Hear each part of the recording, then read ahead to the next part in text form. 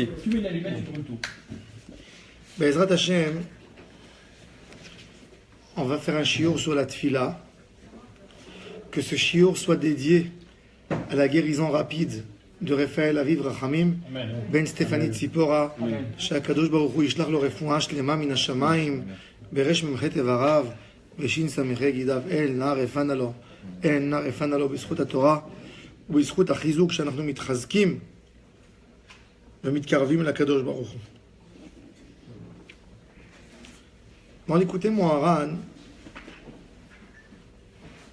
Rabbeinu, une grande partie de sa Avodat Hashem, de son chemin dans Avodat Hashem, rien que de lui, de toutes les grands de la Chassidoute, c'est le Inyan de Tfila. Prier à Hashem.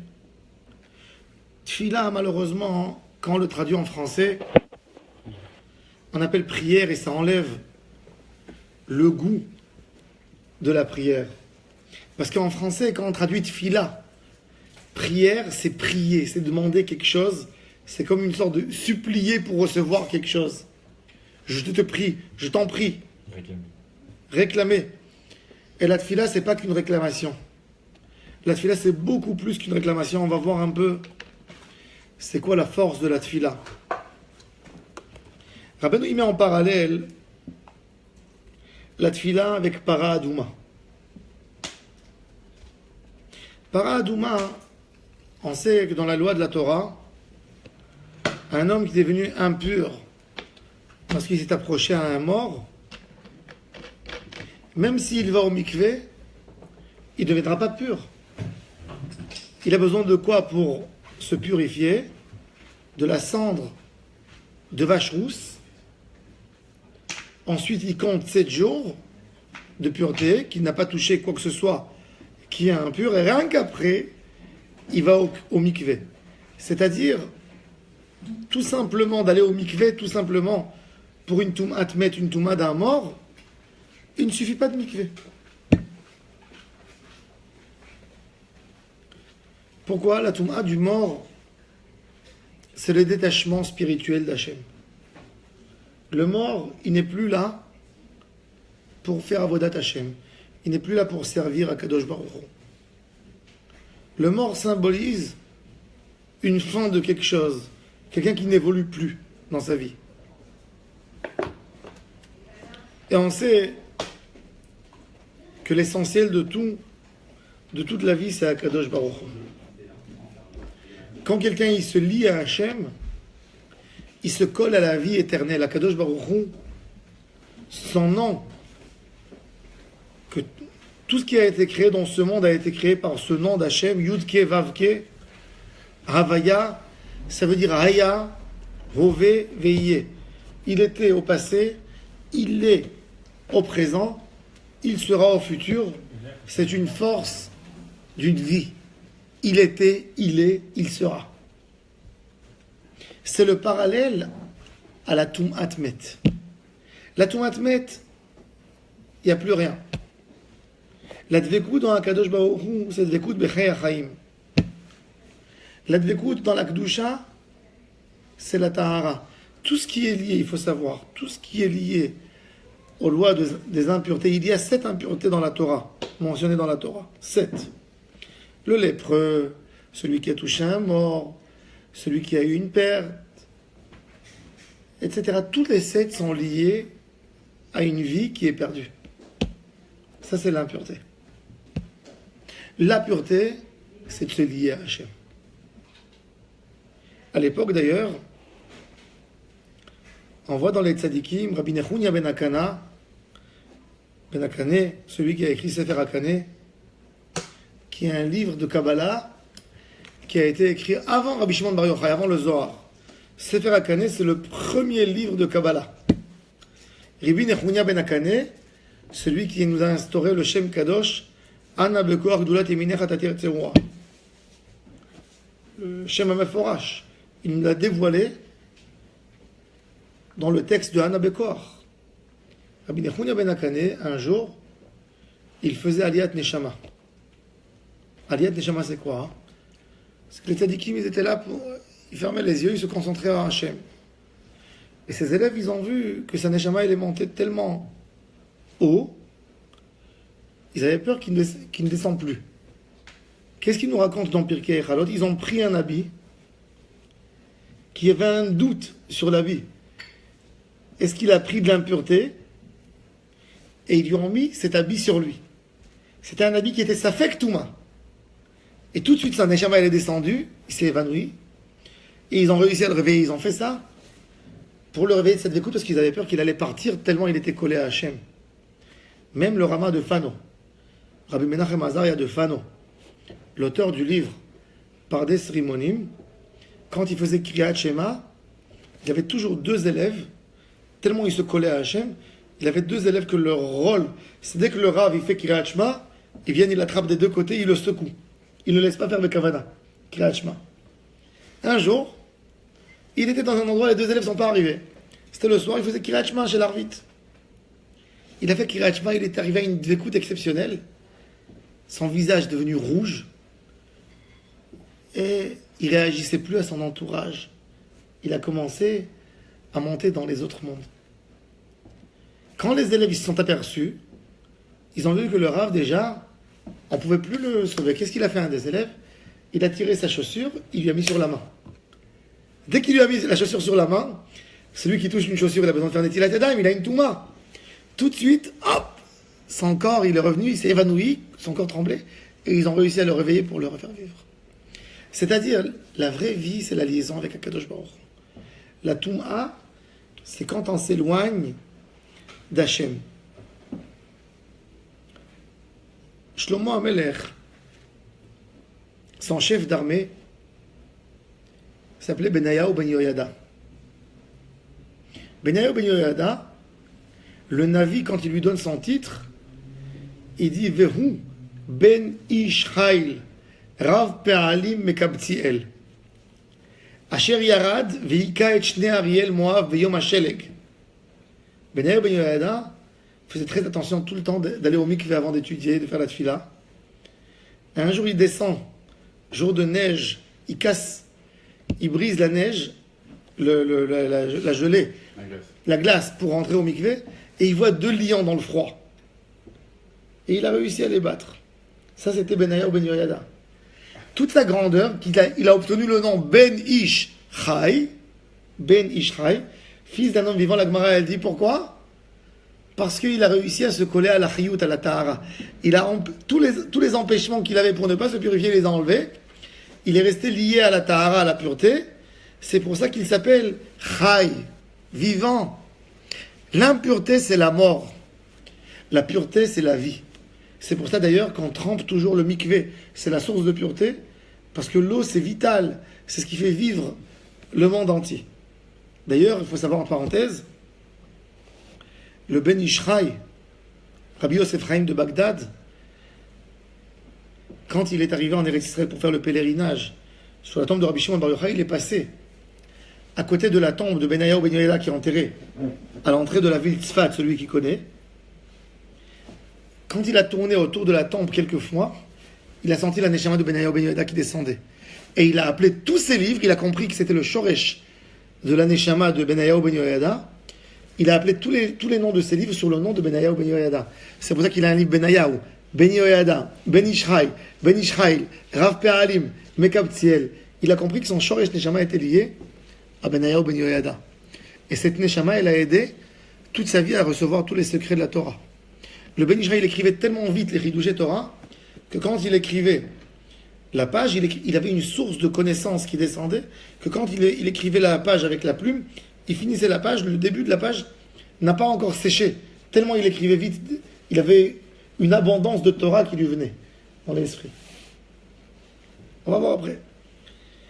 Para Adouma, à l'époque du Beth Amikdash, on montrait à Am Israël que quand tu brûles la vache, qui est le côté animal qui est en nous, tu la transformes en cendre.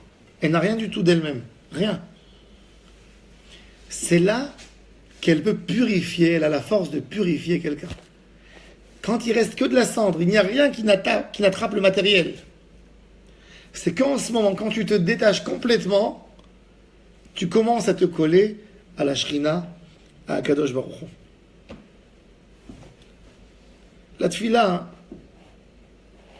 c'est le bonheur de la vie normalement. On aurait dû sentir dans la tfila notre bonheur.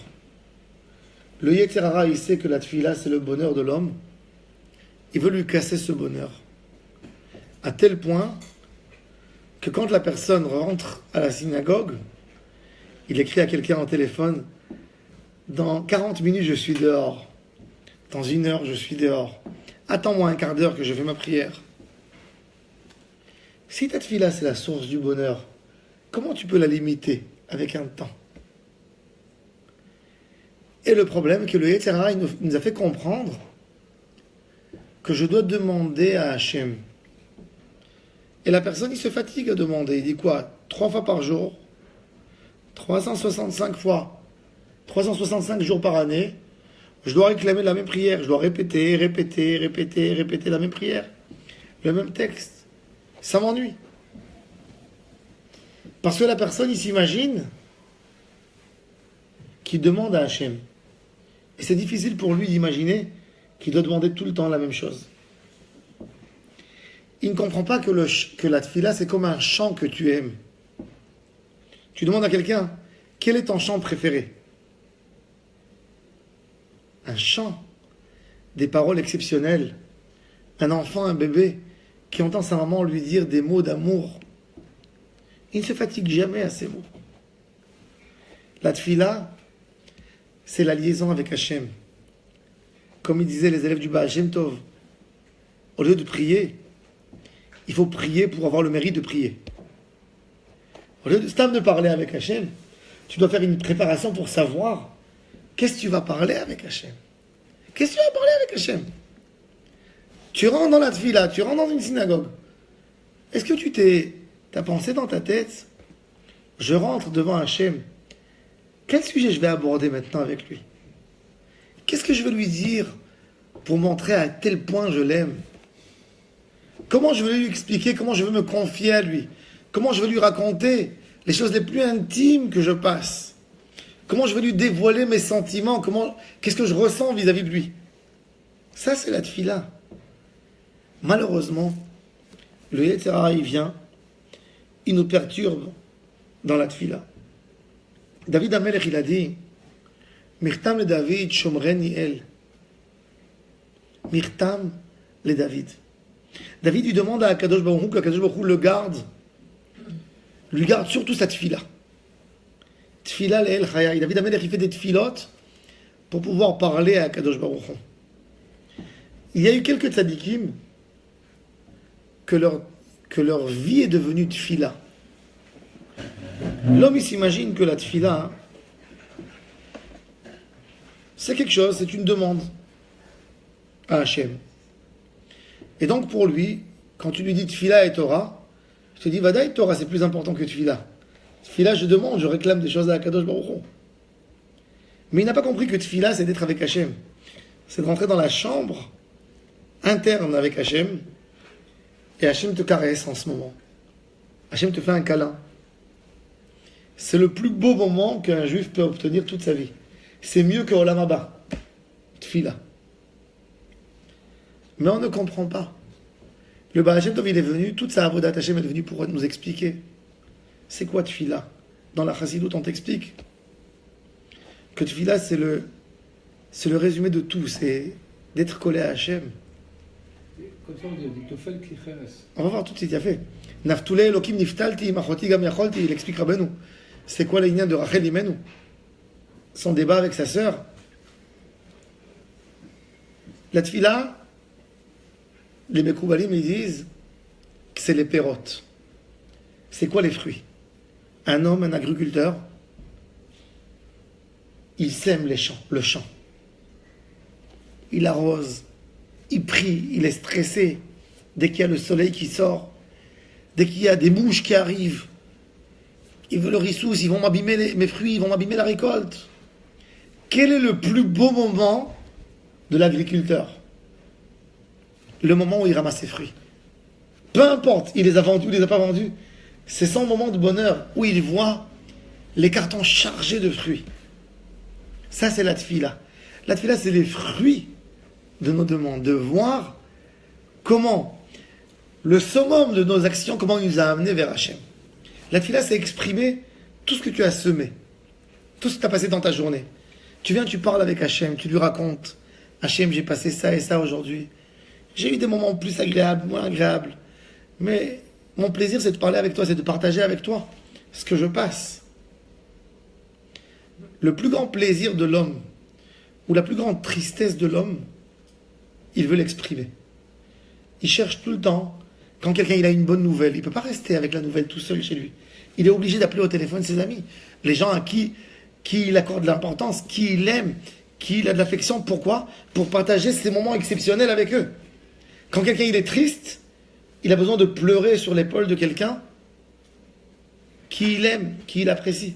Si l'autre il s'éloigne en ce moment, j'ai pas où me recueillir, j'ai pas où pleurer, j'ai pas où parler. Ça doit être notre fila avec Hachem. Fila l'el chayai. Sentir que je suis avec Hachem. Je lui parle, je lui raconte. C'est le plus proche pour moi, c'est Hachem. C'est celui que j'arrive à parler avec lui sur tout. C'est celui à qui j'arrive à me confier tout, lui mettre tout devant lui. C'est celui qui me donne la force pour parler, c'est celui qui me donne la force pour me lever, c'est celui qui me donne la force pour continuer dans ma vie de tous les jours. La tefila, c'est la seule protection que l'homme peut avoir. Malheureusement, toutes les protections qu'on s'imagine qu'on a, dans le moment où on a besoin de vraies protections, elles sont toutes, elles s'évadent, il n'y a rien du tout. Il n'y a rien de sûr dans le monde. Il n'y a aucune évidence. Une seule évidence, il y a qu'à la fin tout le monde meurt. C'est tout. Autre évidence, il n'y a aucune évidence. Il n'y a personne dans le monde qui peut promettre qu'une bonne situation restera tout le temps. Personne. Même 5 minutes, un moment de bonheur. Bonheur, le bonheur. Est-ce qu'on peut signer? On sait ce qui va se passer dans 5 minutes, on ne sait pas. J'ai un oncle. Il m'a raconté une histoire pour comprendre. Ça, c'est un chizouk de Emouna. Il était en Israël. Il a passé des moments difficiles dans son couple, etc. Et il a quitté Israël. Il est parti habiter dans un endroit. Il n'était pas bien. Avant, il était au Ved Hashem. Prier, quelle tfila, quelle étude. Il a tout arrêté. À un moment, il a lâché. Un jour, il était à la maison. Et il a dit... Je me suis trop éloigné d'Hachem. J'ai besoin de me renforcer. Qu'est-ce qu'il a fait? Il avait beaucoup de livres. 2000 livres qui étaient dans sa cave. Il a dit, il fait dans un 2 pièces. Il a dit, je vais faire dans ma maison une chambre Beth Midrash. Beth Midrash. Il m'a dit, je pars chez le menuisier et j'ai pris les mesures. Pendant 10 jours, j'étais en train d'organiser. Je me suis fait une petite teva comme une synagogue, parce qu'il vivait dans un endroit où il n'y avait pas beaucoup de juifs. Et il a dit, quand j'ai tout fini, je prends ma cigarette, je me fais mon café, et je fais sortir un livre pour étudier. Il m'a dit, le téléphone qui sonne. Je prends le téléphone, et on lui annonce qu'il a une fille qui est morte dans un attentat à Jérusalem. Il me dit, j'étais révolté contre Hachem. Comment tu peux me faire une chose pareille? Quelques semaines avant, il marchait dans la rue et il a vu un enfant le soir qui était assis sur le trottoir. Il lui a dit, jeune homme, qu'est-ce que tu fais ici? Il dit, je suis un clandestin. Je viens du Brésil. Je n'ai pas ni école, ni assurance, rien du tout. Il dit, viens, je vais t'inscrire à l'école. Il a aidé. Viens étudier, moi je vais te payer. Il lui a acheté des sandwichs. Il dormait chez lui. Écoutez bien. Dans le moment où il était dans sa plus grande colère sur Hachem, ce Brésilien qui vient, qui lui dit, Akadosh Baruch Hu qui t'a mis le pitié sur moi dans la rue, c'est le même qui te met dans cette épreuve. il n'y a rien qui est de mal. Toi, tu m'as enseigné que toute la force est dans la prière. De parler avec Hachem dans la situation la plus dure que tu es. Hachem, il n'est pas là que pour répondre à nos besoins. Hachem, il est là pour que tu le sens. Il m'a dit, c'est lui qui m'a redonné la Emouna. Nous, beaucoup de fois, on s'imagine, dans la tefila, on s'imagine que Hachem est là pour qu'on lui demande des demandes. Pas pour le sentir, pour lui demander. Et on se dit, j'ai parlé, j'ai tellement prié pour un malade, pour moi, pour ma situation. Il est où Hachem? Il est où? Il est où? Le tahlit de tout, c'est de parler avec Hachem. Shiftecha ou mishantecha, emainachamoni, ton bâton, du moment que je sais que c'est toi, ça me console. Du moment que je sais que je suis dans tes mains, ça me renforce. Ça, c'est la force de la tefila. Le Ben Ishra, il dit que le plus grand plaisir de l'homme, c'est de vivre. La preuve, c'est qu'il s'en passe de tout pour pouvoir vivre. Un homme, il va jeter tout son argent pour vivre, sauf s'il est fou. Oui. Un homme, il va prendre des médicaments amers, il va se faire opérer pour vivre, il va se faire du mal pour vivre. Pourquoi? Parce que au fin fond de lui, le plus grand plaisir de l'homme, c'est quoi? C'est de vivre. Le Ben Ishra nous dit que quand quelqu'un il se lie avec la source de la vie, avec Akadosh Baruch Hu, quand il parle, c'est un plus grand plaisir que vivre. Ça doit être un plus grand plaisir que vivre. Si on veut sentir Akadosh Baruch Hu, on veut sentir dans la tefila, le besoin, c'est qu'un moyen pour comprendre qu'Akadosh Baruch Hu est là et qu'on dépend de lui. Le besoin, c'est pas la peine de demander à Hachem. La tefila, c'est pas pour demander. Quand je demande à Hachem, guéris-moi. Quand je demande à Hachem, donne-moi une parnassa. Est-ce que Hachem ne sait pas que j'ai besoin d'une parnassa? Hachem connaît mes besoins bien plus que ce que je connais moi, mes besoins personnels. La tefila, c'est d'être conscient que Hachem est là. C'est pour moi, c'est pas pour lui. Quand je prie à Kadosh Baruch Hu, je ne prie pas pour lui. Et c'est pour ça que je dis que le mot prière doit être traduit à tefila. C'est une déformation. Je prie pas à Hachem. Le but de la tefila, c'est d'être lié à Hachem. Les Rishonim, ils expliquent déjà que tefila, c'est la lettre ptila, une mèche. La mèche, vous avez vu comment on fait une mèche? On prend deux fils, on les roule, un fil sur l'autre.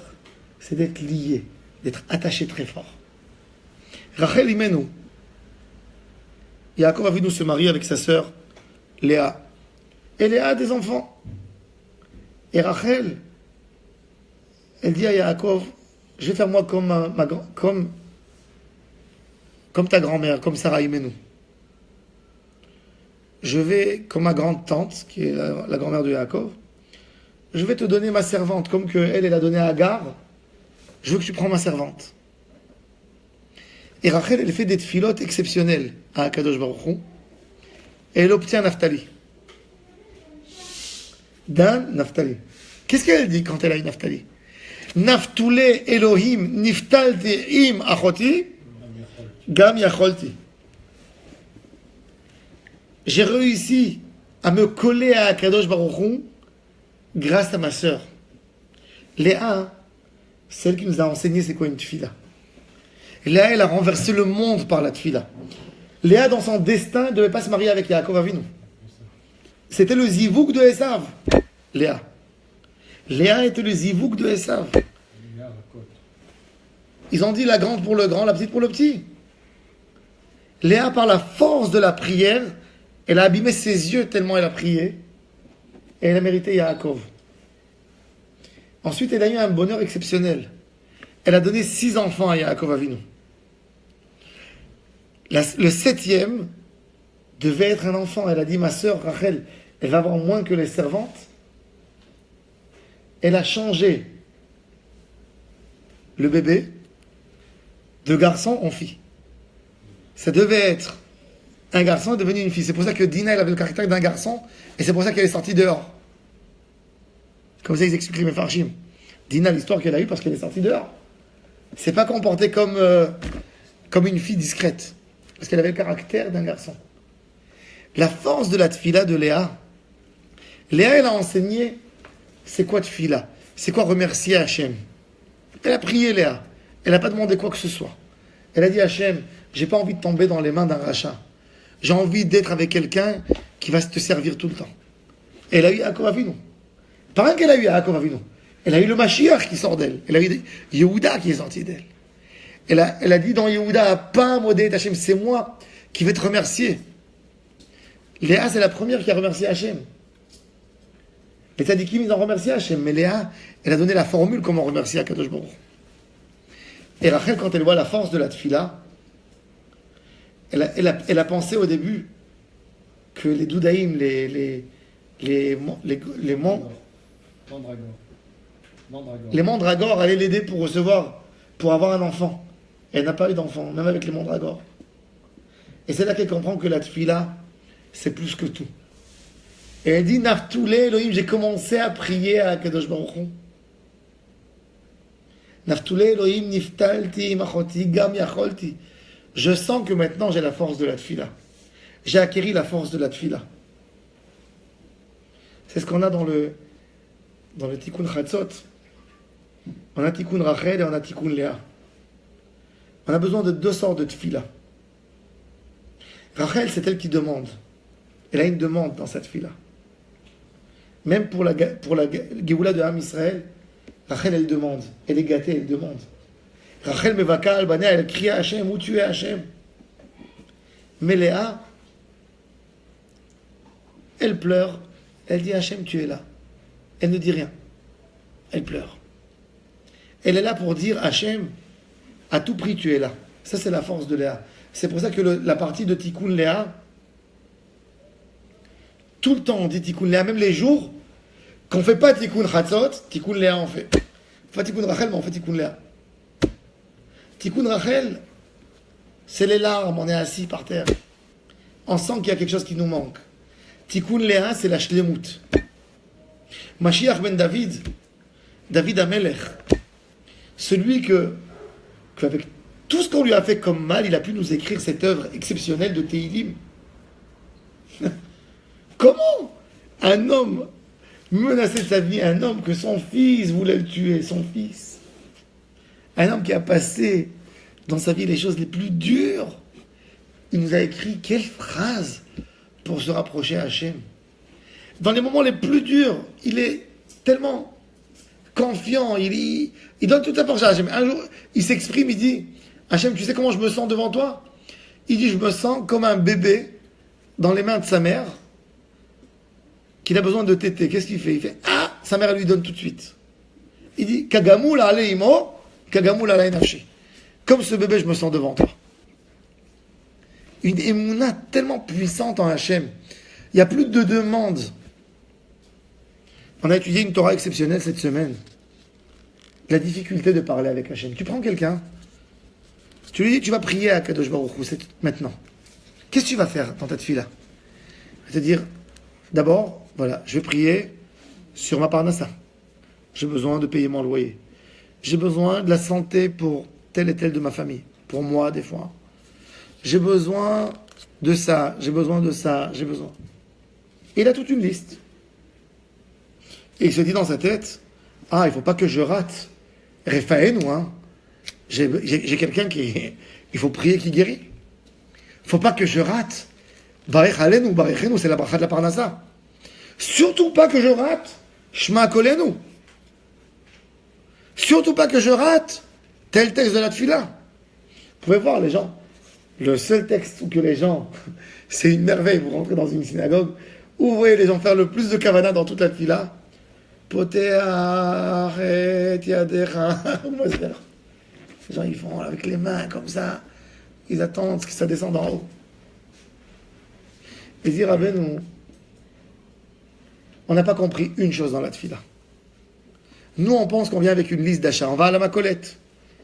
T'as acheté ce shampoing? T'as acheté le savon? T'as acheté le fromage que je te demandais? Tu as acheté ça? On vient avec une liste devant Hachem.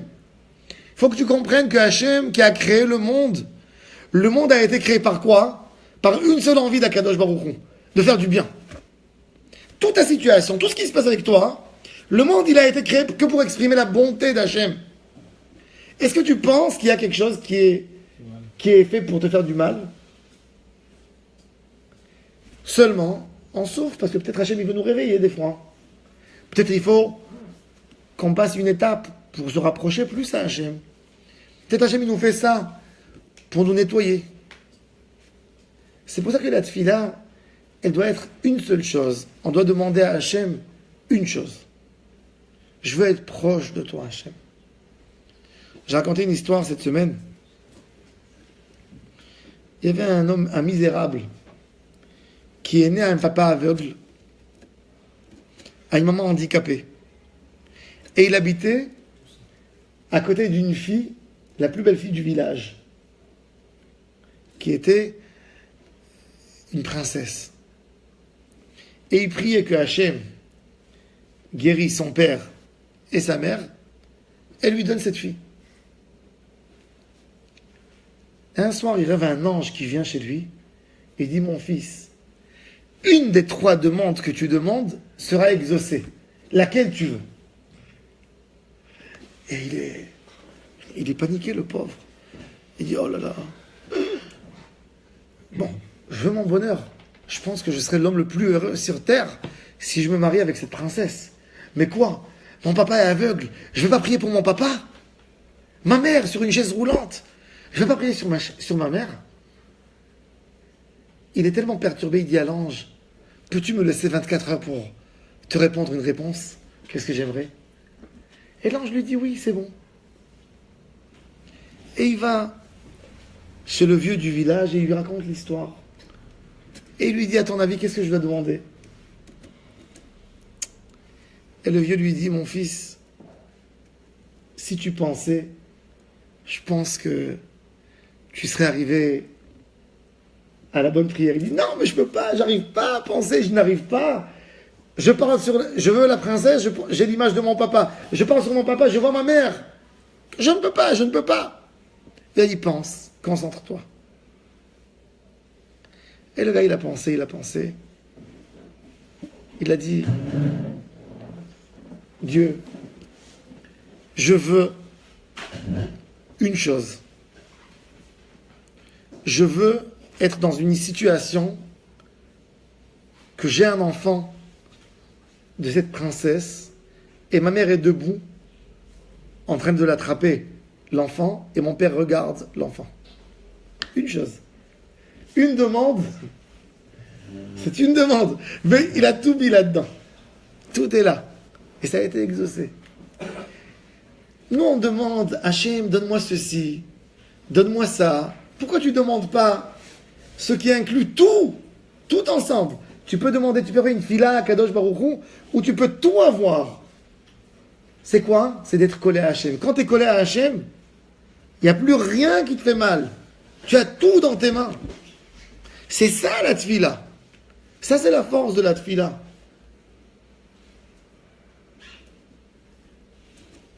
Le korban,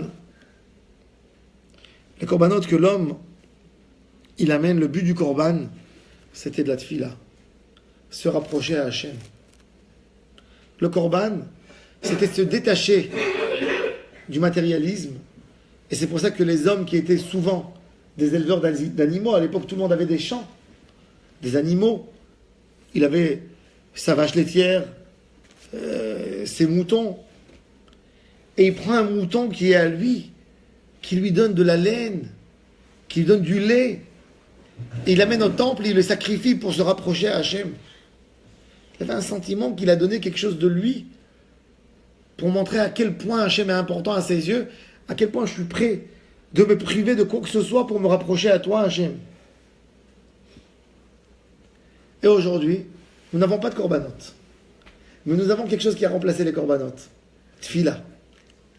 La tfila, ça doit être quoi? Ça doit être quelque chose que je donne pour Hachem, cadeau. Pas que je vienne lui demander. Je prends quelque chose qui est à moi et je le donne pour Hachem. Je dis à Hachem, quand je parle avec toi, j'oublie de tous mes problèmes. Je veux une chose. Je veux être très proche de toi. Je veux rien d'autre. Rien.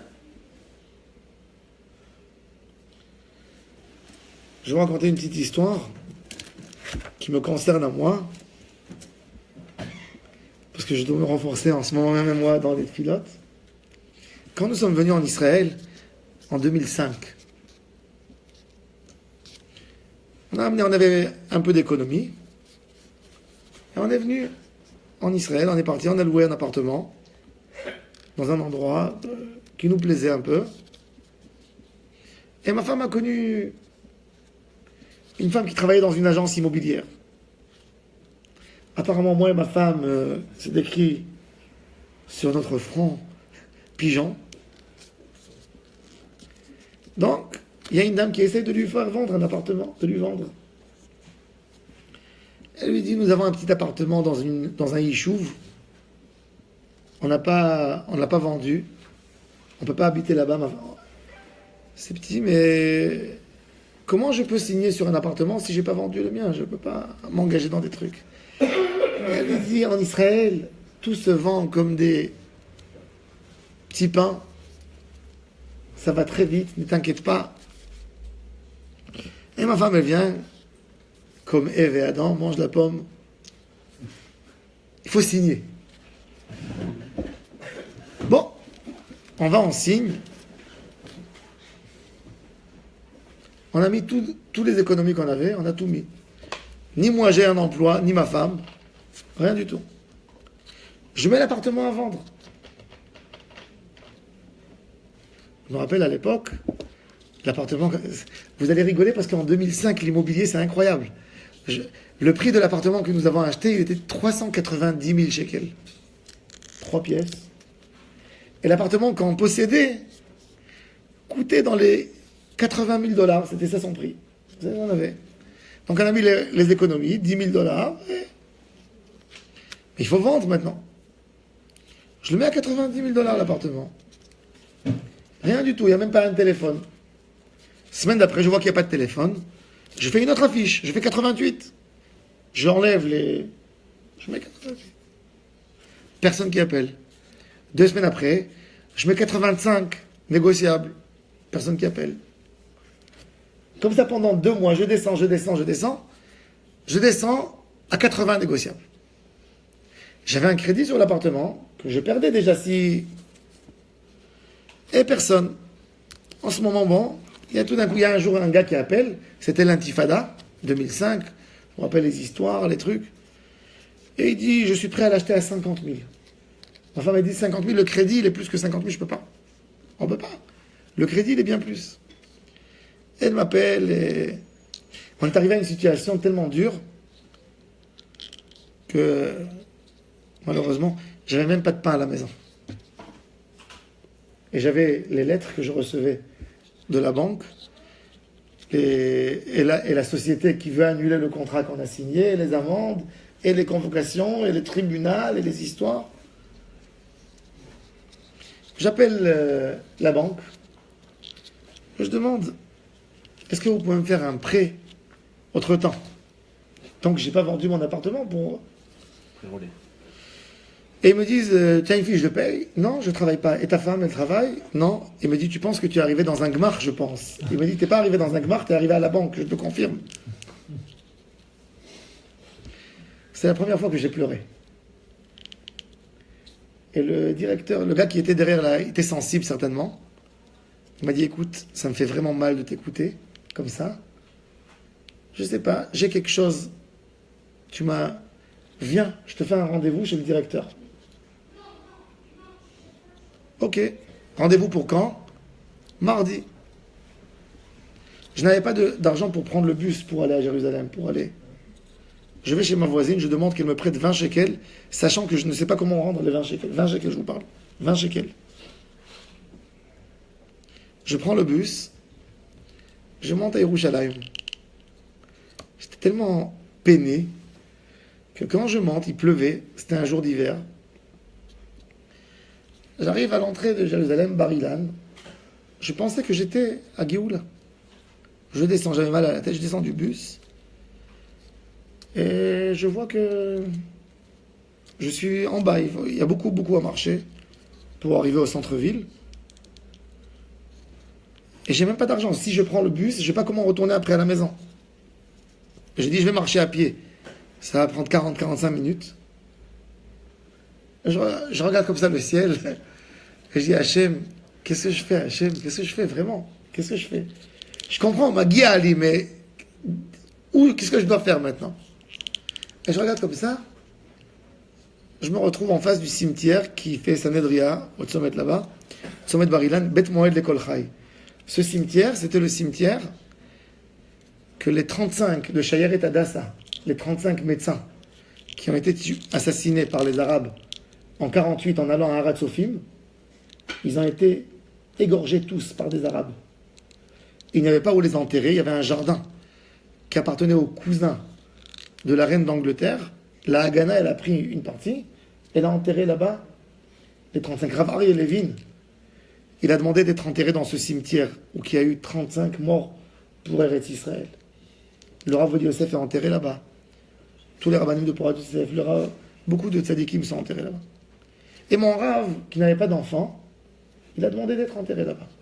Je dis, puisque je suis là, je vais aller prier sur sa tombe. Et je vous raconte pas, bon, j'étais tellement chargé, je marchais comme si j'avais 500 kilos sur mon dos. Et je monte sur la tombe de mon Rav, et je prie. Et quand je prie, c'est les larmes, il pleuvait, pas de parapluie, je me mouille entièrement. Je suis déjà mouillé, je n'ai rien à perdre. Je m'allonge sur la tombe et je pleure parce que j'ai jamais pleuré de ma vie. Et tout d'un coup, en plein comme ça, c'était 10 heures du matin, je pleure. Il y a un soleil qui sort comme ça. Je sens le soleil derrière moi comme s'il y avait quelqu'un qui venait m'attraper. Je sens une chaleur mais qui m'attrape dans le dos. Comme si c'était ma mère qui m'enlaçait ou quelque chose comme ça. Et je regarde comme ça, je suis allongé sur la tombe. Et je regarde comme ça, je lève mes yeux. Et je vois le soleil comme ça, je me sens tellement bien. Et dans ma tête, j'ai quelque chose qui me traverse à l'esprit, qui me dit, tout ce que tu demandes maintenant, c'est exaucé. Demande, vas-y.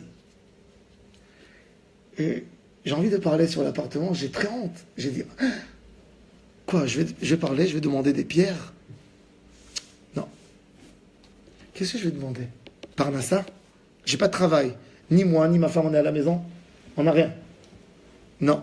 J'ai honte de demander à Hachem de parler sur du pain, sur de l'argent, sur des murs. Qu'est-ce que je vais parler avec le Kadosh Baruch Hu maintenant? Je regarde, je dis, Hachem, je veux une chose. Je veux de la simra. Ne me prends pas ma prière au moins. Laisse-moi prier comme que dans les meilleurs moments. Que je t'admirais, je veux ça. C'est tout. Et j'ai senti comme si je me suis vidé.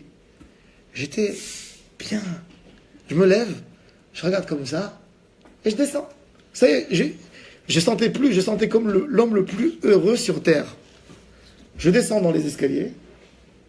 Écoutez bien, je descends les escaliers. Je regarde ma montre. Je dis, j'ai le rendez-vous dans 10 minutes. Qu'est-ce que je fais? J'ai dit, non. J'ai dit, mais non, mais je vais rentrer à la maison. Ma femme va me dire, qu'est-ce que tu as fait? T'es parti jusqu'à Jérusalem, qu'est-ce que tu as fait? Je remonte sur la tombe de mon Rav. Je dis, Rabbi, j'ai eu ici tellement grande proximité avec Hachem que je sens que je te dois quelque chose. Comme tu n'as pas laissé d'enfant dans ta vie, tu n'as même pas un kaddish pour toi, je vais aller maintenant étudier à la synagogue 2 heures pour toi. Ils sont dédiés à toi, c'est la seule chose que j'ai à te payer, que je peux donner pour toi. J'ai une rencontre à la banque. Je ne vais pas y aller. Règle-moi les histoires. Je dis ça. Je vais à Shimon Hanavi, je cherche une synagogue. Je marche comme ça. Je rentre dans la première synagogue, je sois. Je prends le livre, je dis 2 heures, Ta'ani Dibour. Je commence à étudier. Écoutez bien. Une demi-heure après, ma femme qui m'appelle au téléphone. Je réponds pas. Je dis, je fais 2 heures de Ta'ani Dibour. Vous savez, quand on ne répond pas à ta femme une fois, c'est 2 fois, 3 fois, 4 fois, 6 fois. Je voulais pas la... Je dis, bon, je vais répondre et je vais reprendre le téléphone. Je vais reprendre le Ta'ani Dibour. Je vais refaire 2 heures. Je prends le téléphone et ma femme tout émue, tremblante dans sa voix. Elle me dit, Yaakov, il y a une femme qui a appelé. Elle a pris l'affiche que tu as accrochée de l'appartement, le premier prix, tu as mis à 90. Déjà, moi, j'avais écrit 75 sur l'appartement négociable. Je vous dis, j'ai même pas reçu un téléphone. Elle va t'appeler. Donc, sache-le que c'est la première affiche. Elle était... Moi, je savais que ma fille-là, elle a été exaucée. Parce que j'ai senti. Elle m'a appelé, la dame. Elle me dit, combien tu veux sur l'appartement? Je dis, le prix que tu as. Elle me dit, quand même, tu sais, le dollar, il est très fort en ce moment. Le dollar, il était fort en 2005. J'ai dit, pour te faire plaisir, je te baisse $1000 pour que tu sentes que tu as gratté quelque chose. Tu veux? Elle m'a dit, moi, je connais les appartements là-bas dans le coin. C'était Tel Zion, à côté de Kochav Yaakov, du Rav Bochko. Je vais voir l'appartement. Elle va. L'après-midi, elle m'appelle, elle me dit, je prends l'appartement. On va ce soir à Haïfa chez mon cousin qui est avocat. Je te donne le premier chèque pour aujourd'hui. Et le reste, je te donne dans 2 semaines. Je vais là-bas avec ma femme. On voyage à Haïfa. Je viens, le lendemain, je règle toutes les histoires. Ça, c'est la force d'une fille-là. Mais pourquoi? J'ai dit à ma femme, si j'aurais demandé sur l'appartement, je ne sais pas si j'aurais été exaucé. J'ai dit à ma femme un jour, j'ai dit, je suis prêt de perdre tout pour ressentir ces demi-heures de proximité avec Hachem. J'étais tellement proche d'Akadosh Baruch Hu, tellement de plaisir que je sentais qu'il n'y avait rien qui m'embêtait. Rien que pour sentir cette fille-là. Et ça, c'est David Ameler, tout Tehillim. Shaoul, il court derrière lui pour lui prendre sa vie. Son fils qui court derrière lui pour le tuer. Hachem, Marabout, Sarah et Rabin, comme... Et il dit Hachem, je suis avec toi et c'est toi qui es avec moi. Et je me sens bien avec toi. Ton fils, il veut te tuer, ton fils. Ça, cette fille-là. Ça, c'est la force de cette fille-là.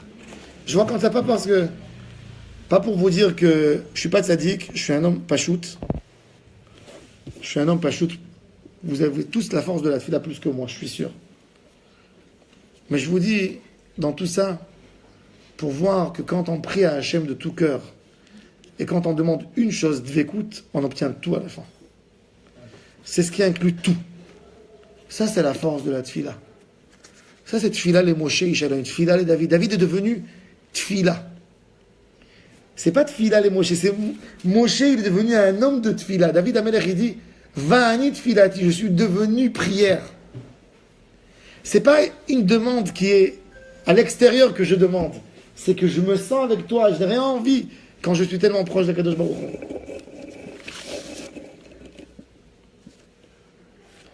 À Kadosh Baruch Hu, dans Sefer Bereshit, Parashat Bereshit, c'est écrit Ki lo imtir Hashem Elokim matar al haaretz ve'adam ayin la'avod et ha'adama. Dieu, quand il a créé le monde, alors il y avait les plantes qui sont sorties. Le mardi, Akadosh Baruch Hu fait sortir les plantes. Quand est descendue la première pluie, à votre avis? Au Gan Eden, il y avait de la pluie qui descendait? Au Gan Eden. La pluie, elle descend ou elle ne descend pas la pluie? Quand on a prié. Elle est descendue quand on a prié. Oui, non. Elle est descendue, c'est la pluie. Il y avait de la pluie ou il n'y avait pas de la pluie? La pluie est venue quand il a fini. L'homme est venu. Quand l'homme est venu. Il fallait que l'homme demande. Il a fait. Rashi nous dit Ve'adam ayin la'avod et ha'adama. Hachem n'a pas mis de la pluie parce que il n'y a pas eu encore quelqu'un qui a demandé la pluie. C'est-à-dire, regardez bien, le kiyum ha'olam, c'est tfila. Ce qui fait tenir le monde, c'est la tfila. S'il n'y a pas de tfila, le monde ne tient pas. Le Hari HaKadosh nous dit que Adam Arishon et Ève, 2 mitzvot ils ont fait avant d'être expulsés du Gan Eden.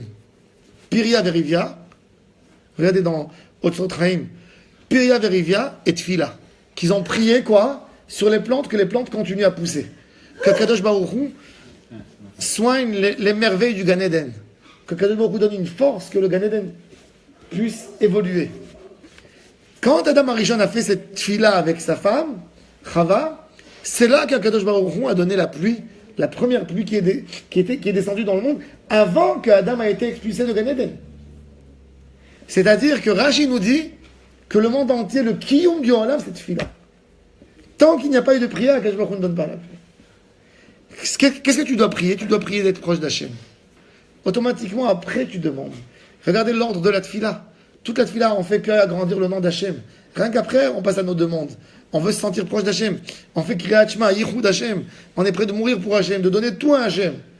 Rien qu'après, on peut réclamer quelque chose. Rabbeinu,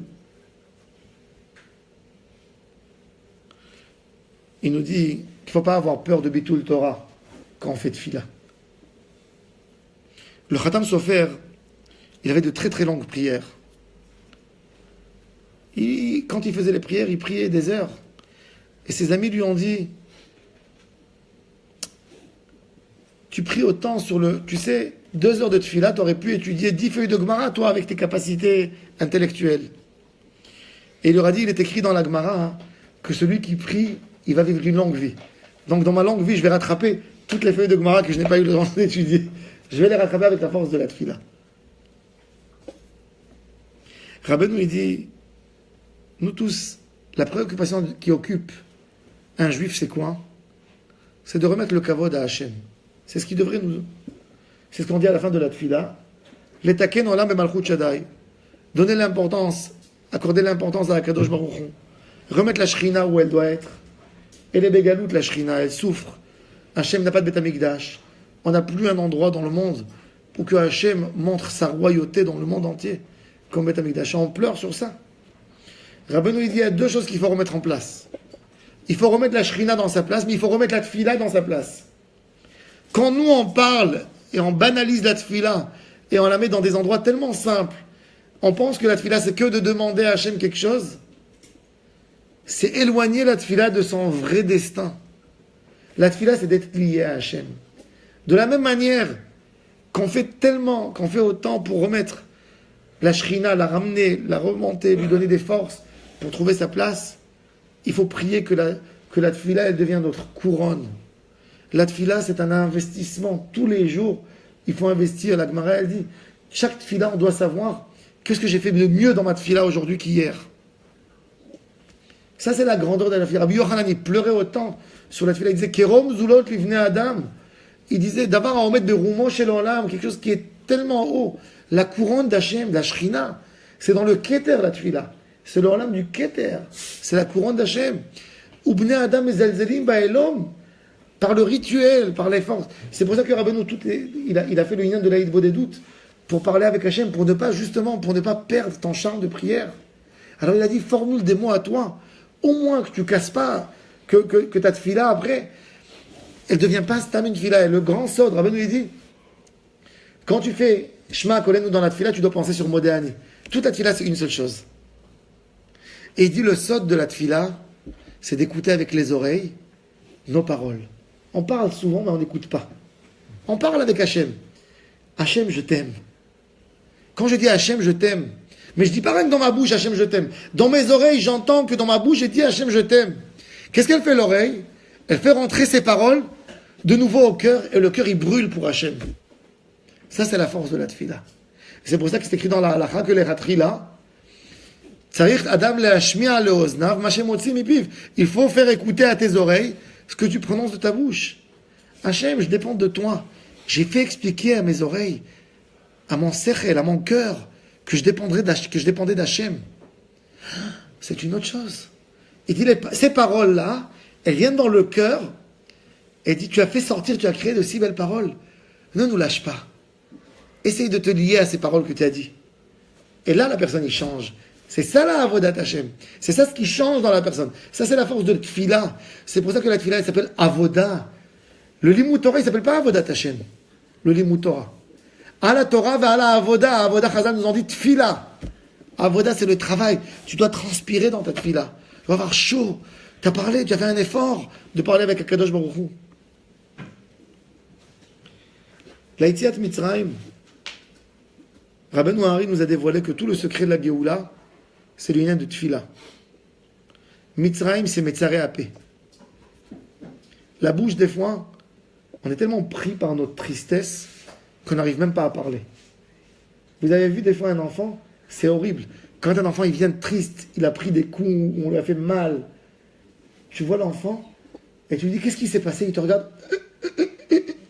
Il n'arrive pas à parler. Et tout d'un coup, il pleure. Il ne peut pas parler. Pourquoi? C'est tellement dur la souffrance, il n'arrive pas à formuler des mots. En Israël, dans la galoute de Mitzrayim, ils avaient tellement mal, mais ils étaient occupés dans leur mal. Ils avaient mal, donc ils n'ont pas crié médicaments. Ils ont crié on a mal, on a mal, on a mal, on a mal. C'est quoi la Yetziat Mitzrayim? Par quand elle commence, la Yetziat Mitzrayim? Vayi bayamim arabim haem, vayamot melech Mitzrayim. Le roi d'Égypte est mort. Les Bnei Israël avaient un peu de calme, de répit. Qu'est-ce qu'ils ont pensé sur la tfila? Vaïzaakou Bnei Israël el Elokim mina avoda. Ils ont crié à Hachem. Vaïshma Elokim. Et là, Kadosh Baruch Hu se dévoile à Moshe, lui dit va, reviens en Égypte, fais sortir tes frères d'Égypte. Mitzrayim, c'est Tsar. Tsara. Je suis dans un endroit qui est tellement étroit, je n'arrive pas à parler. La Yetziat Mitzrayim, c'est Pesach, la bouche qui parle, la bouche qui se lie avec la vie. Pesach. C'est le lien de toute la Yetziat Mitzrayim. Nous tous, tous les jours, on dit dans la Tfila, le matin et le soir dans Kriyat Shema, Hachem nous a fait sortir d'Égypte. Quand on parle de Hachem nous a fait sortir d'Égypte, qu'est-ce qu'on doit penser de nous? La Gemara a dit que chacun, et dans la Gada de Pesach on le dit, chaque génération doit sentir comme si on sort d'Égypte. Comment on sort d'Égypte? On sort de notre Égypte, qu'on arrive à trouver des mots pour parler avec Hachem, de lui raconter toute notre situation. Et là, on sort du fait qu'on peut parler, on peut prier. On a donné une définition, on a donné quelque chose. On est concentré pareil dans la souffrance, on est concentré dans Hachem, lui parler, lui raconter, l'associer avec nous. Comme qui dit, Bechol Tsaratam Lo Tsar, quand un juif il souffre, même Hachem souffre. Mais il faut que tu lui dises que tu souffres. Il faut que tu parles avec lui. Il faut que tu sois là pour lui montrer à quel point tu l'aimes, à quel point tu l'associes avec toi, dans tes joies, dans tes problèmes. Rabbi Eliezer de Ligensk a dit sur le Chosé de Lublin. Le Chosé de Lublin, il avait un travail exceptionnel dans la Tfila. Toute sa avodat Hashem dans la Tfila, c'était un travail. Rabbi Eliezer de Ligensk qui disait tous les matins, quand je vois la Toum'a qui est créée dans le monde, par tout ce qui sort, par les idées obscures, par les choses qui sortent, je suis désespéré. Arrive Tfilat Mincha, et je vois comment la prière du Chosé de Lublin, elle détruit toutes les tours de Toum'a qu'il y a dans le monde. Une parole de Tfila, ça fait tenir le monde. Tfila. C'est ça le Baal Shem Tov. Le Baal Shem Tov a donné une importance à la Tfila. Toute sa avodat Hashem, des Gdolei HaChassidut, était la Tfila. Baal HaTanya, Magid de Mezrich, tous les Chassiduyot, tous. Quelle est la base de avodat Hashem? Tfila. Tfila, Torah Baruch Hashem il y a. De savoir faire de ta Torah une Tfila. La Tfila, c'est de te lier avec Akadosh Baruch Hu. Avraham Avinu nous a instauré Shachrit, Yitzhak Mincha, Yaakov Arvit. Moshe Rabbeinu, il a prié, Tfila les Moshe. Moussaf, il nous a donné. Ça, c'est la avodat Hashem.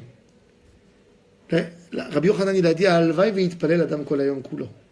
Pourvu que la personne, il prie même toute la journée. Que Kadosh Baruch Hu nous donne cette force de savoir prier, de prier pour pouvoir prier. De s'investir dans la avodat Hashem, dans la tfila. De mettre devant nous une chose, écrire dans notre sidour, tous les jours un petit rôle, de sentir une nouvelle phrase, une nouvelle dimension d'Hachem. Un nouveau mot d'amour que je peux lui dire aujourd'hui. Un homme qui rentre, qui dit à sa femme tous les jours le même compliment sur son repas, c'est fatigant à la fin. C'est une formule.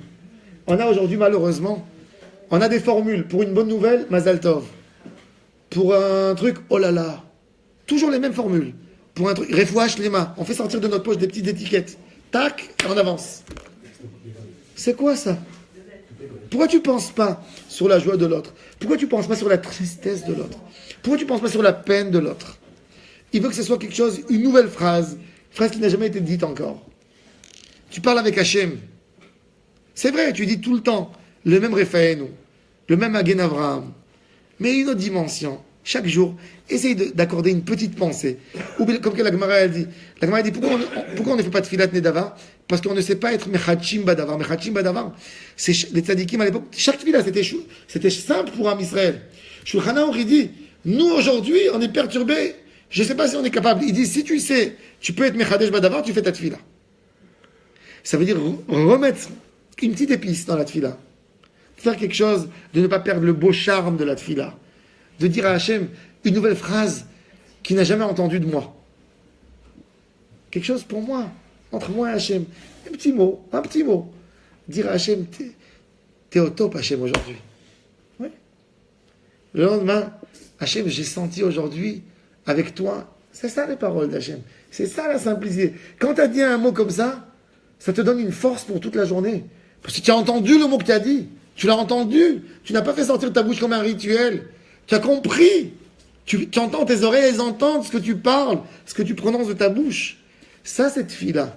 Chez Bezrat Hashem Niske, Leitpalel, comme il faut prier, Akadosh Baruch Hu Ya'azor Lanu Al Dvar Kavod, que ces paroles de Torah soient pour la guérison rapide, Bezrat Hashem de Raphaël Aviv, Rachamim Ben Stéphanie Tzipora, Akadosh Baruch Hu Yishtar le Refouach, Limamin Hashamayim, que Bezrat Hashem, ça soit pour la guérison de ton papa. Amen. Et Israël Ben Fortuné Mazal. Israël Ben Fortuné Mazal, et pour la guérison de ma sœur Esther Shoshana Batrout Mesodi, et pour la guérison de Yishai Ben Ruth Mesodi, et pour la guérison de Jordana Chava Bat Nicole.